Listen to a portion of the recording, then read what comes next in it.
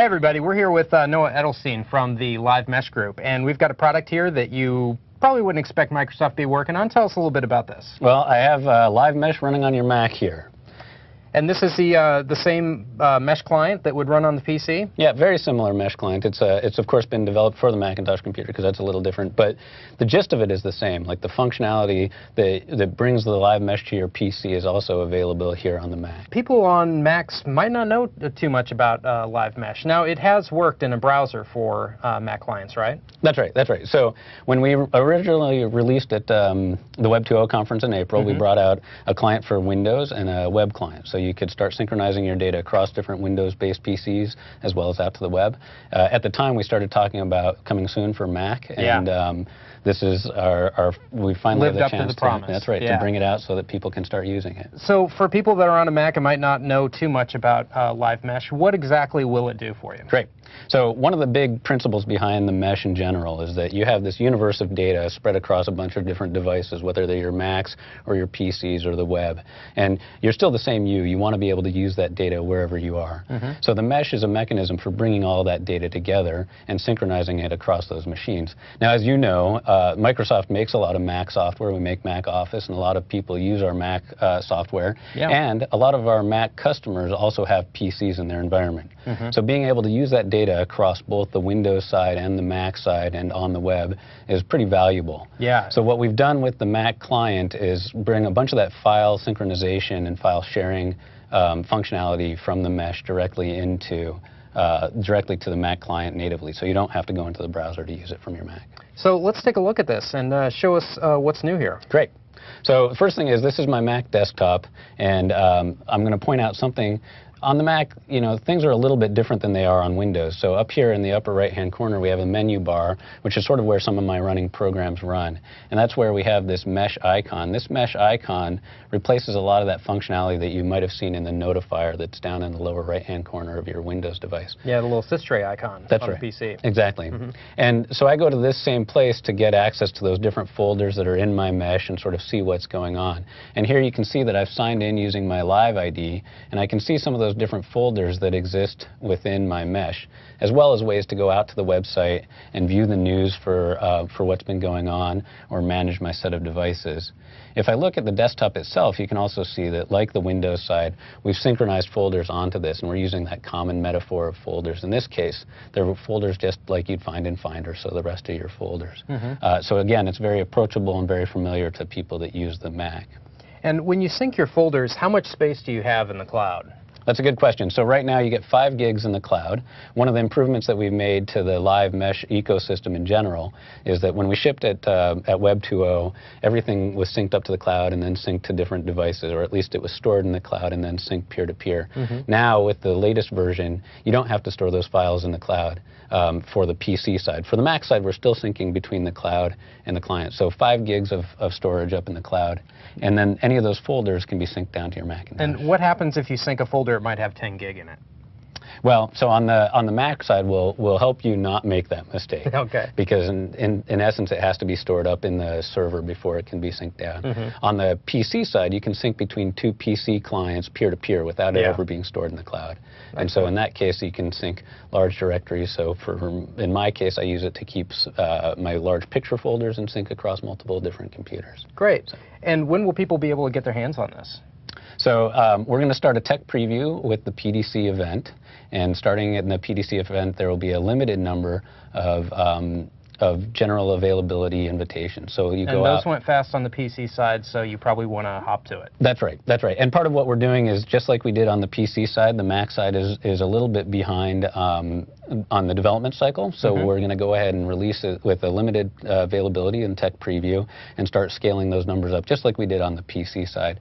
The way that people can get into that availability or into that limited tech preview is just go out, sign into their LiveMesh, and from the device ring, they'll see an opportunity to add, it'll say at the bottom of the add device where it says For the add Mac. device, it'll give you an opportunity to add the Mac there. On the PC, I just right-click and I can add a folder to my mesh. How does it work on the Mac as far as folders? That's a great question. So there's two different things that you might want to do with folders in your mesh. So one of them is just like you're saying, I might have a folder on my Mac already that I want to add to the mesh and synchronize across my across the web and across my devices. So I can go up to the notifier here, and you'll see an add an existing folder option. And this lets me go ahead and pick one of the folders anywhere on my hard drive that I can then convert into a folder in my mesh and then start synchronizing it across my mesh. Cool. And I see you have the same little side panel to the right that'll tell you, this is synced to the mesh, so you know exactly what is up there, and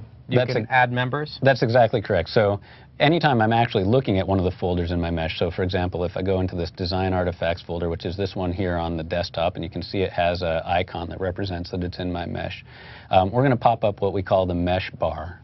And this is giving me all that context about what's been going on in this particular folder. Now on the Mac side, we've done things slightly differently to make it a little more Mac friendly. So in this case, as I switch folders in my mesh, you can see that we have one piece of UI that is repurposed, as opposed to in the Windows side, it's connected to the Windows. But essentially, it functions exactly the same.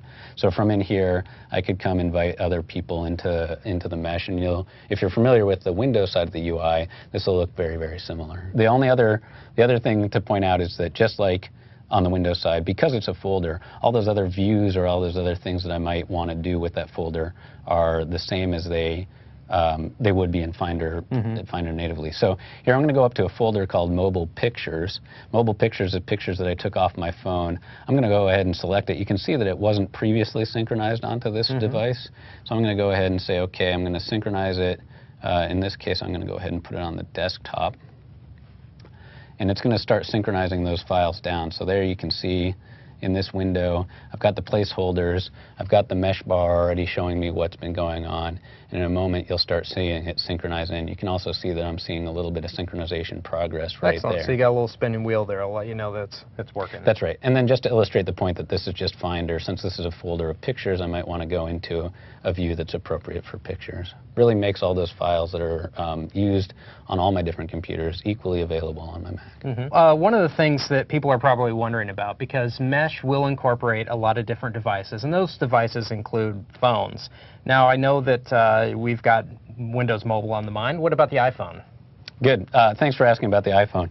When you think about the mesh of devices that I use, or that any of us use, today, we don't all have Windows Mobile phones. Yeah. And so in the mesh experience, part of what we've done to help people who don't have Windows Mobile phones is we've built out a WAP service. So using the WAP service from any mobile phone with a browser, including the iPhone, I can go out to m.mesh.com and use my mobile phone to interact with the stuff in my mesh.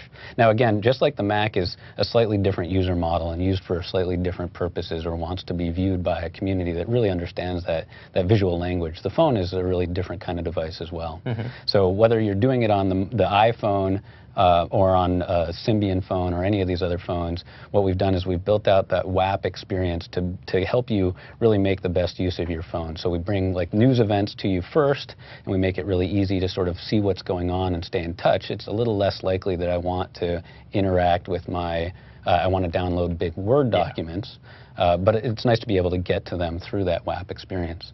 Now, of course, we're working on a client that makes the Windows Mobile 6 phone fantastic and would make it a fully functioning client that would let you synchronize stuff down to it. Yeah. But we really do believe that my universe of devices is not only made up of those Windows devices, and so even on the iPhone I can use the browser-based app to get out to m.mesh.com. One of the things I notice here on the mesh bar is that there's a synchronized devices tab there. What exactly is that? Yeah, so the synchronized devices, it's another piece of UI that really demonstrates how all my devices are working together. And it's kind of novel in that, like, it's nice to be able to control aspects of my PC from my Mac as well. So the synchronized devices shows me that list of the devices where this particular folder is available. But it does have some nice functionality. Like if I click on Manage, I can see all of those devices that I have across my different, all those devices I have in my mesh.